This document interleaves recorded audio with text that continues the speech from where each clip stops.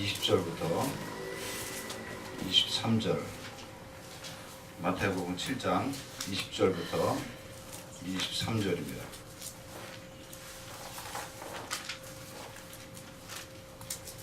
찾으셨으면 아멘.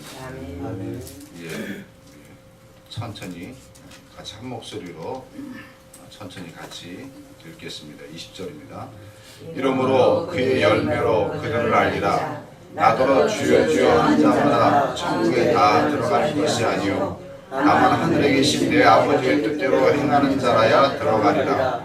그날에 많은 사람이 나더러 이르되 주여 주여 우리가 주의 이름으로 선지자들을 하며 주의 이름으로 귀신을 쫓아내며 주의 이름으로 많은 권능을 행치 아니하였나이까 하니 그때 내가 저에게 밝히 말하되 내가 저희를 도무지 알지 못하니 불법을 행하는 자들아 내게서 떠나가라 하니라. 아멘. 기도드리겠습니다.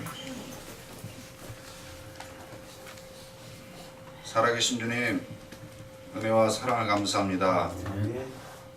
주님이 부르셔서 주님을 사랑하노라 고백하고 주님 사랑 없이는 못 사는 그렇게 만드신 빚으신 주님의 사람들이 이렇게 모여서 또 주님을 기억하고 주의 이름을 높입니다. 이 시간도 성령께서 함께 해주시고 주님을 경외하고 사랑하는 마음이 우리의 심령 속에 더 깊이 자리 잡는 그런 귀한 시간 되어지게 도와주시길 원합니다. 아멘. 감사합니다. 예수님 이름으로 기도드립니다. 아멘. 아멘. 어쩌다 이 자리에 섰습니다. 요즘 제가 개인적으로 자꾸 좀 깜빡깜빡하는 그런 습관이 생겼습니다. 다른 곳을 갔다 오면 불을 켰다가 끄는데 이상하게 화장실만 들어갔다 나오면 화장실 불을 꼭 켜나오는 습관이 생겼습니다. 왜 그런지 모르겠습니다. 무슨 회로가 고장 났는지. 좀 이런 말은 좀 너그럽게 이해하시고 들어주십시오. 옷을 입다가도 가끔 이렇게 지퍼를 올리지 않아 갖고 좀 이렇게 제가 아이고 또 그랬네 하는 그런 실수를 할 때가 요즘 종종 있습니다. 뭐 어디에 이렇게 조금 뭐가 이렇게 이상이 생기는 하나의 증거인지 그렇게 보면 태고일 수도 있고 어떻게 보면 깜빡깜빡 잘하는 우리 누님들 어머님들을 좀 이해하기 위한 어떤 그런 과정으로 보면 또 다른 진보가 아닐까 생각도 합니다. 제가 하나님을 향한 그 고백을 드릴 때 제가 의식적으로 좋아하는 표현은 살아계신 하나님이라는 표현입니다. 근데 그 고백을 하게 된 계기가 청년 때 청년의 그 모임을 인도하는 리더가 기도해야 하면서 첫 이렇게 말을 탁 던지는데 살아계신 하나님이란 그 고백이 저에게 엄청나게 크게 와닿았습니다. 이거다. 예. 그래서 그 이후로는 저는 하나님을 향한 고백을 살아계신 하나님이라는 고백을 하고 선포하고 하는 습관이 있습니다. 근데 요즘에 와서 말이죠. 하나님의 다른 면에 대해서 자꾸 하나님이 생각하게 하는 경향이 있습니다. 하나님의 거룩에 대해서 말입니다. 이전에 청년 때 이렇게 교회에서 예배드리다 보면 장로님들이 공중 이렇게 대표기도 할 때 거룩하고 자비로우신 하나님이란 그런 기도를 늘 이렇게 하시면서 기도하는 걸 이렇게 들어봤는데 인정은 되면서도 왜 하나가치를 천편일률적으로 그렇게 거룩하고 자비로우시라는 고백밖에 할 수 없을까라는 그런 생각이 들어서 제가 공감이 안 되니까 그런 고백을 그냥 듣긴 들었어도 그냥 접어두고 하나님을 향한 고백에 있어서는 살아계신 하나님이라는 고백을 쭉 해왔는데 요 근래 와서 성령님께서 자꾸 제 생각 속에 그 거룩하신 하나님의 임재에 대한 생각을 갖게 하고 그걸 좀 생각하게 하는 그런 기회를 자주 주는 것 같습니다. 한 개인을 놓고 보더라도 이렇게 살아계신 하나님이라는 고백 안에 내가 제 개인적으로 인식하지 못했을 뿐이지 거룩하신 하나님, 자비로우신 하나님이라는 고백이 다 포함되어 있음에도 불구하고 살아계신 하나님이라는 고백이 그 일부분만 제 고백으로 생각했는데 시간의 흐름 속에서 하나님의 그 거룩하심에 대해서 생각하게 하는 어떤 그런 변화의 과정들을 고백의 변화를 갖다가 이렇게 지나게 하시는 것 같습니다. 또 개인에 따라서는 거룩하고 자비로우신 하나님에 대한 고백이 확실한 분에게서는 또 시간의 흐름 속에서 그분에게는 또 하나님의 긍휼과 사랑과 인자하심에 대해서 깨닫게 하는 어떤 그런 과정의 시간의 어떤 차이가 있을 겁니다. 그런 면에서 개인차와 시간차에 대한 어떤 그런 우리가 인식을 갖고 옆 지체를 향해서 이해하고 배려하는 어떤 그런 생각들, 그런 훈련들, 그런 자세들을 우리가 이렇게 기본적으로 늘 이렇게 가지고 가야 되지 않을까 생각합니다. 네. 오늘 읽은 말씀은 성경에서 사실 주의 일을 한다고 하는 분들이 입장에서는 왠지 좀 이렇게 조금 이렇게 좀 덮어두고 싶은, 좀 외면하고 싶은, 왠지 이 말씀 볼 때마다 좀 두근두근하고 왠지 좀 섬찟한 느낌을 주는 어떤 그런 경고의 그런 말씀인 것 같습니다. 근데 얼마 전인가 이 말씀이 생각나서 보다가 23절의 말씀, 그 말씀 속에 내가 너희를 도무지 알지 못하니라는 그런 말씀이 이제 저에게 좀 이렇게 와닿습니다. 내가 너희를 도무지 알지 못해. 우리가 예수 믿는다고 할 때 구원받아서 영생 얻었다고 할 때 그 영생에 대한 분명한 정의를 예수님께서 요한복음 17장 3절을 통해서 정의하신 걸 여러분도 아실 겁니다. 영생은 유일하신 참 하나님과 그의 보내신 그리스도 예수 그리스도를 아는 것이라고 말씀한 걸 여러분들 기억하지 않습니까? 예, 아는 것. 근데 거기서 안다고 하는 거 여러분도 알다시피 그냥 지식적인 알미 아니라 인격적인 사귐 속에서는 체험적인 걸 말하는 거 여러분도 알지 않습니까? 지식의 알미 아니라 이론의 알미 아니라 정보의 알미 아니라 남편과 아내 사이에서 그 안다고 할 때 그 체험적인 그것이 아는 건데 그것이 영생인데 오늘 마태복음 7장 23절 보면 주님을 아는 것으로 시작했는데 오늘 본문 보면 주님이 내가 너희를 도무지 알지 못해 라고 말씀하는 구절이 나옵니다.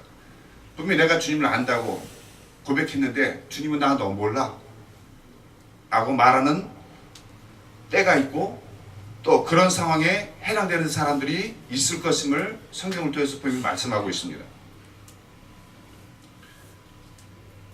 왜 이런 일이 생길까? 왜 이런 일이 생길까?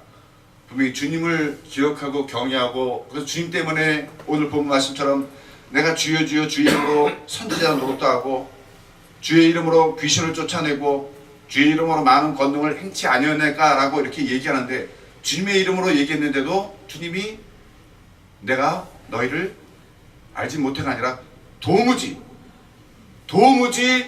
알지 못해 라고 선언하는 그런 일이 생긴다라고 말씀합니다. 여러분도 잘 알다시피 다윗이라는 인물, 하나의 마음에 합했던 다윗이라고 하는 인물 많은 분들이 취향적으로 존경하는 그 인물 중에 한 분일 겁니다. 하나의 마음에 합했던 다윗. 다윗에게는 다윗의 신복, 군대 장관이고 다윗의 신복 중에 신복 노릇했던 그 요압이라는 사람 있지 않습니까? 예, 다윗이 명령하면 목숨 안 가리고 전쟁터에 나가서 다윗 대신에 그 역할을 하면서 숱한 혁혁한 공로를 세웠음에도 불구하고 나중에 보게 되면 요압의 말로가 비참합니다. 다윗의 명령에 순종해서 다윗이 하라는 대로 했음에도 불구하고 요압과 다윗의 차이, 요압이 다윗의 마음을 잊지 못하고 마음을 대변하지 못했던 그런 사역 속에서 결과적으로 다윗을 대척하는, 다윗이 기뻐하지 않은 선택과 그 자리에 서서 비참한 종말을 당하는 것을 우리가 보게 됩니다. 다윗과 요압 관계 속에서 때로는 우리가 주님과 우리가 주의 사역자다라는 그런 그 관계를 한번 생각해 볼 필요가 있다고 생각합니다. 우리가 주님의 일을 하면서 주의 마음과 일치되지 않고 주의 마음과 합하지 않는 그 일들은 때로는 주님과 하등 상관없는 그런 일이 될 수 있음을 우리가 기억해야 된다고 생각합니다. 아멘. 어떤 목사님이 그러시더라고요. 교회에서 막 분주히 주의 사역을 막 하고 막 몸살이 나서 링겔을 맞아가면서 주의 사역을 했는데 딴에는 그렇게 막 몸살하고 막 했는데 어느 순간에 주님 앞에 무릎을 꿇으니까 아무개야 너 오래간만이다 그러더래요. 아무개야 너 오래간만이다 그러더래요. 그러니까 주님을 위해서 내가 몸만 안 사리고 몸살 날 정도로 그렇게 했음에도 불구하고 주님이 오래간만이다 라고. 오늘 사실 우리가 주의를 하면서 그런 함정에 빠질 수 있는 가능성이 얼마든지 있다는 사실을 우리가 기억해야 됩니다. 아멘. 주여 주여 주의 이름으로 선지자 노릇 이렇게 말씀 선포하고 주의 이름으로 귀신을 쫓아내고 주의 이름으로 건너는 것, 이거 예수 처음 믿는 사람이 이렇게 할 수 없지 않습니까? 물론 드물게 그런 일도 있겠지만 예수 믿고 나름대로 주의 일을 한다고 하는 그런 위치에 있는 사람들이 이런 일을 한다고 하는데 주님은 나 너희를 도무지 몰라 라고 얘기는 정말 어처구니 없는 황당한 그런 상황이 왜 벌어질까요? 저 개인을 놓고 말씀드리자면 청년 때 어떤 그런 나름대로 어떤 그런 무력감, 회의감 때문에 오랜 세월 방황하다가 하나님이 그 과정을 통해서 예수님 앞에 나오게 하셨습니다. 그러고 나서 예수 믿으면서 청년 때 나름대로 또 교회에서 한참 그 성경 공부하면서 훈련받으면서 외웠던 요절이 있는데 갈라디아서 2장 20절 여러분도 아시는 구절입니다. 중심 대신 그리스도라 해갖고 내가 그리스도와 함께 십자가에 못 박혔나니라는 그 쭉 나아가는 요절 있지 않습니까? 뭔지 그 깊은 내용은 이해는 안 되지만 뭐 깊은 내용이 있는 것 같아요. 깊은 뜻이 있는 것 같아요. 어떻게 주님과 하나 되고 주님이 내 안에 사시고 주님을 위해서 살아가는 거 내용이 좋고 이제 어렵이 이해 안 되지만 그걸 이제 기억하고 살았는데 최근에 말입니다. 얼마 전에 그 갈라디아서 2장 20절의 고백이 제 7제 고백이 되도록 하나님이 주셔서 내게 그 은혜를 주셔서 그 고백에 동의하게 하시고 나 이제 죽었습니다 하는 고백을 하나님 받아가셨어요. 아멘. 예수님 믿었지 않습니까? 청년 때요. 근데 그 고백이 갈라디아서 2장 20절의 고백이 제 10제 고백이 돼서 하나님께 드렸던 세월을 따져보니까 30년이라는 세월이 넘었습니다.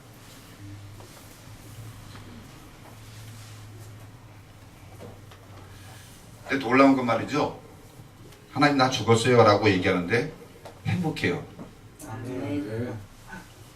나 죽었습니다 라고 얘기하는데 참 행복해요. 아멘. 이게 은혜인 것 같습니다. 아멘.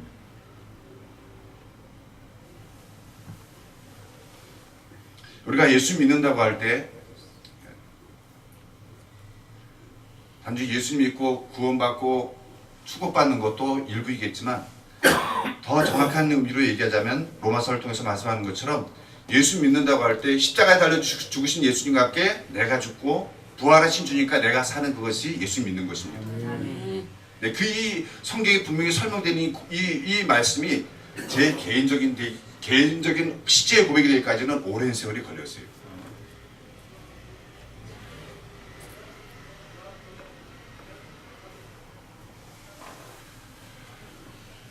주의 이름으로 많은 일을 함에도 그 동기가 주의 마음과 일치되고 주의 마음과 뜻과 일치돼서 하는 일일 수도 있고 아닐 수도 있음을 우리가 늘 경계해야 됩니다. 근데 곰곰이 생각해 볼 때 주의 마음과 하나 되는 거 뭘까? 제일 먼저 떠오르는 건 사랑입니다.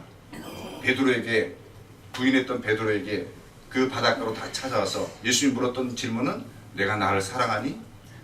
내가 나를 사랑하니? 그 질문만 던지시고 확인하시고 또 고린도전서 13장에 우리가 잘 아는 그런 말씀처럼 뭐 천사의 위대한 말을 하고 예언의 능을 하고 몸을 불사르게 내어주는 그런 놀라운 행동을 한다 할지라도 사랑 없으면 아무것도 아니라라고 말씀하고 있어요. 계시록 2장을 통해서 보게 되면 에베소 교회를 향해서 너희가 처음 사랑 버렸다. 나를 위한 인내도 내가 안다. 너희가 수고했던 거 많이 안다. 이단들 분별해서 이렇게 했던 것도 안다. 그렇지만 너희가 처음 사랑을 버렸다라고 말씀하시고 그 말씀들 이렇게 연결시켜 보면 우리가 주의 일을 하면서 늘 확인하고 놓치지 말아야 될 그 부분이 내가 주님을 사랑하는가? 내가 주님을 사랑함으로 일을 하고 있는가? 늘 끊임없이 점검해 봐야 될 중요한 질문인 것 같습니다. 쉬운 질문이면서도 쉬운 질문이면서도 우리가 놓치고 간과하기 쉬운 그 질문이 내가 주님을 사랑함으로 이 일을 하고 있는가 늘 확인해 봐야 되는 그런 질문입니다.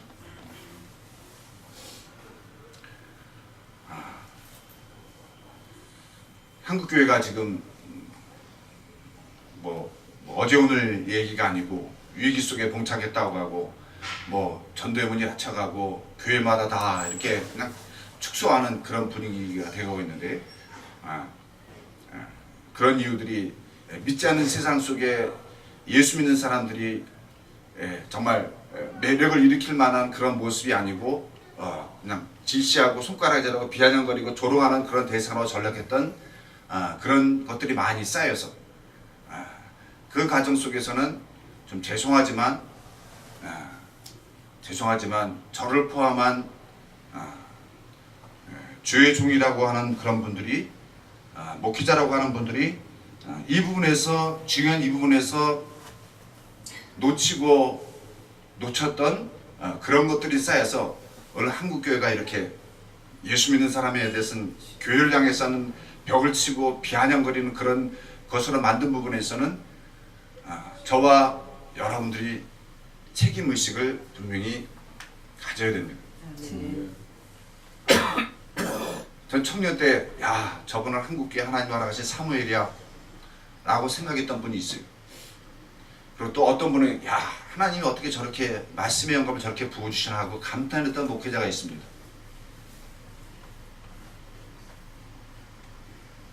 근데 그분들의 노후 속에서 안타까움, 그러니까 우리가 그런 일이 벌어지면 저부터가 그렇잖아요. 왜 저래 손가락자락이 바쁘지 않습니까? 근데 요즘 다시 드는 생각은 그런 일이 벌어질 때 하나님의 이름이 영광이 가려지는, 하나님의 이름이 이렇게 칠당하는 그런 것을 생각하게 되면 그런 부분에 대해서 아파야 되지 않는가, 누구를 비난하고 어쩌니 저쩌니 하는 게 하나님의 이름이 욕칠당하고 하나님의 영광이 가려지는 데서 아파하고 애통해야 되지 않나 하는 생각을 한 번씩 갖게 됩니다.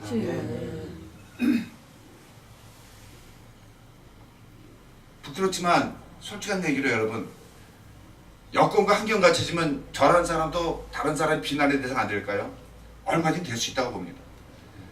그런 분들도 젊은 날 한참 하실 때는 그 앞선 세대들의 잘못된 그런 부분을 해서 그분들도 그런 자세를 취하지 않았을까요? 근데 그분들이 20년, 30년, 40년 지나고 난 다음에 그 자리에 하셔서 또 후배들에게 이런 대상으로 전락한 부분에 대해서 흔한 말로 반면교사 삼아서 우리 각자도 그 자리에 그 여건만 갖춰지게 되면 얼마든지 그렇게 추락할 수 있다고 하는 사실을 우리가 뼈저리게 각인시키지 않으면 죄송한 얘기지만 그런 자세를 갖고 있지 않다고 한다면 그분은 10중 8구 분명히 여건과 환경 갖춰지게 되면 또 그런 사람으로 전락해버립니다. 아멘.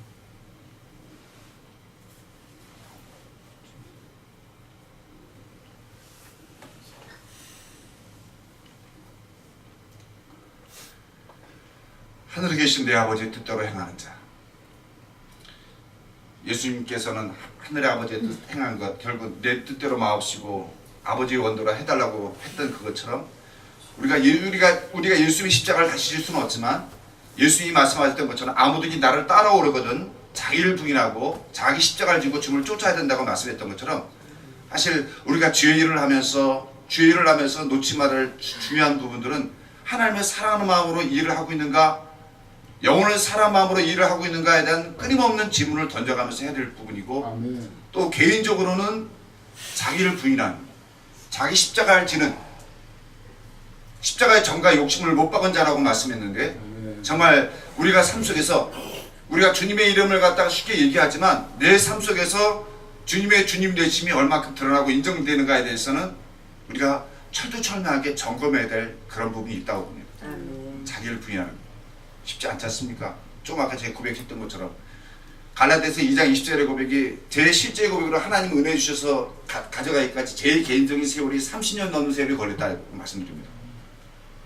그러니까 예수를 믿으면서 나름대로 뭐 전도도 하고 너 나름대로 무슨 역할도 하고 그랬는데 이 고백이 대실제가 되기까지 이런 오랜 세월이 걸렸어요. 그것도 은혜죠, 그죠? 예, 하나님의 은혜가 참 놀랐습니다. 포기하지 않는 사람, 끊임없이 붙드는 사람으로, 예, 너는 내 것이야, 너는 내 것이야 라고 말씀했으면 하나님이 그 위에 자기 이름을 두신 그 사람들 하나님이 어떻게 해서든지 회복시키시고 꼬꾸라뜨리시면서 하나님 기뻐하신 의의 길로 인도하십니다. 아멘. 그 은혜가 승리합니다. 아멘. 예, 참 그 은혜가 놀랍고 그 은혜가 고맙고 그 은혜가 감사합니다. 아멘.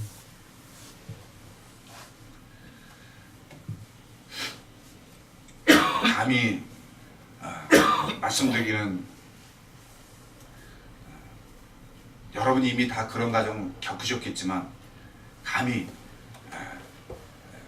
저와 여러분들이 우리가 주님의 이름을 주의 이름을 드높이고 주님을 열심히 한다고 하지만 마지막 때 결정적인 순간에 나 너 도무지 몰라라고 거기에 해당되는 그런 분들이 아니라 정말 순간순간마다 하나님을 사랑하고 내가 영혼을 사랑한 마음으로 하고 있는가라는 걸 스스로 질문에 던지시면서 하나님을 사랑한 마음으로 말을 하고 하나님을 사랑한 마음으로 먹고 마시고 하나님을 사랑한 마음으로 행동하고 하나님을 사랑한 마음으로 복음 증거하고 하나님을 사랑한 마음으로 섬기고 인내하고 용서하는 그런 것들을 이 자세를 늘 이렇게 견지해 나가야 됩니다. 아멘. 누가 하나님 앞에 장담할 수 있는 인생이 어디 있겠습니까?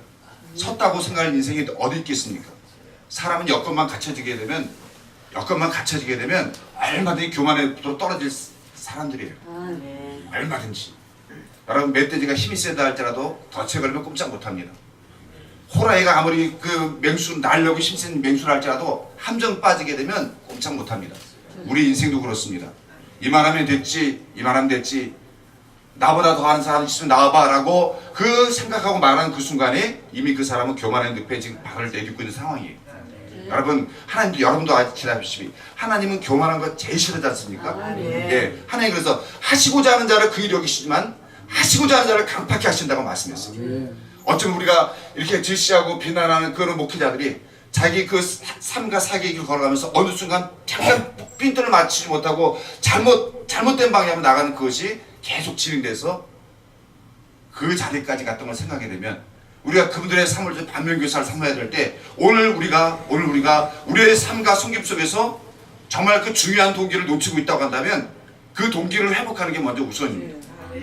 만민에게 복음을 전파하는 것도 중요하고 때를 어떤지 복음을 증거하는 건 지상명령인 건 틀림없지만 여러분 복음 증거하는 것도 정말 지상명령이지만 하나님이 누구신지를 알고 하나님 앞에서 하나님 마음과 합해돼서 하나님의 동기로 일을 하는 거 이걸 두 가지 저울에 달아본다고 한다면 이거에 더 무겁습니다.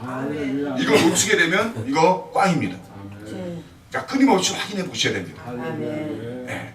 그러니까 우리가 점검하고 확인하고 너희가 주 예수 그리스도의 은혜와 저를 아는 지식 가운데 자라가라고 말씀했지 않습니까? 날마다 나 자신을 쳐서 복종시키면서 날마다 주님을 가까이 하는 그런 자리로 끊임없이 나가야 됩니다. 그건 죽을 때까지 아니 주님 오실 때까지. 이런 고백은 저도 좀 조심스러워서 말씀드리기가 참 그런데요. 지금 세상 돌아가는 거 보게 되면 여러분도 느끼셨겠지만 어쩌면 이미 이 땅 안에 IS 그 테러 분자들이 들어와서 암약하고 있을 겁니다. 예. 근데 어떤 분들이 뜨리는 분들이 얘기했던 것처럼 이 마지막 때가 되면 진리전쟁이라고 얘기하지 않습니까? 예. 진리전쟁, 진리와 비진리의 전쟁. 예. 이것이 이제 복음 전도하는 현장 속에서 나타나는데 예. 어쩌면 시간이 흘러서 어쩌면 우리가 복음 전도하는 그 현장 속에 이런 일이 벌어지면 안 되겠지만 테러가 벌어질 수도 있어요. 여러분 한번 생각해 보십시오. 테러가 벌어질 수도 있어요. 지난번에 전도할 때 어떤 회교권 어떤 사람이 좀 기분 나쁜 눈초리를 살짝 이렇게 뭐 현장 탐색하듯이 하고 지나간 걸 언뜻 봤거든요. 예, 그들에게는 어쩌면 베드로 153이 나름대로 그들 리스트에 올라가 있는 단체일지도 모릅니다. 예. 하나님이 천군 주사로 지켜보이셔야겠죠. 그죠? 하나님이 천군 주사 지켜보하시길 기도하고 더불어서 우리 각자는 하나님의 사람 마음으로 하나님의 그 전적으로 의지하는 마음으로 어떤 걸 두려움이 없이 하나님 앞에서 죽어도 좋다. 주님을 사랑함으로 살아도 죽어도 주님만이 족이 된다고 한다면 그걸로 오케이 아멘. 하는 그런 자세. 우리가 평소에 무장할 필요가 있다고 생각합니다. 아멘. 그러니까 우리가 저나 여러분들이나 주님을 사랑하는 마음으로 또 자기를 부인하고 자기 십자가를 지면서 주님을 따른 제자의 모습으로 살아가시면서 전도의 현장에 임함으로 주님이 마지막 때 착하고 충성된 종아 내가 너를 알아. 내가 너를 알아. 너만 보면 기쁘다라고 인정하고 칭찬받는 그런 분들이 되기를 정말 간절히 소원합니다. 또 여러분들을 통해서 저와 여러분을 통해서 만나는 그런 분들이 그런 분들로 세워지고 변화되고 빚어져서 정말 주님의 종이라고 하는 분들이 주의 일을 한다고 하는 분들이 정말 주님의 마음과 코드가 연결되어서 주님이 기뻐하시는 그런 자리에 세워지는 충성스러운 여러분들로 그런 분들로 세워지는 그런 하나님의 은혜로 인한 놀라운 역사가 이루어지기를 간절히 소원합니다. 기도드리겠습니다.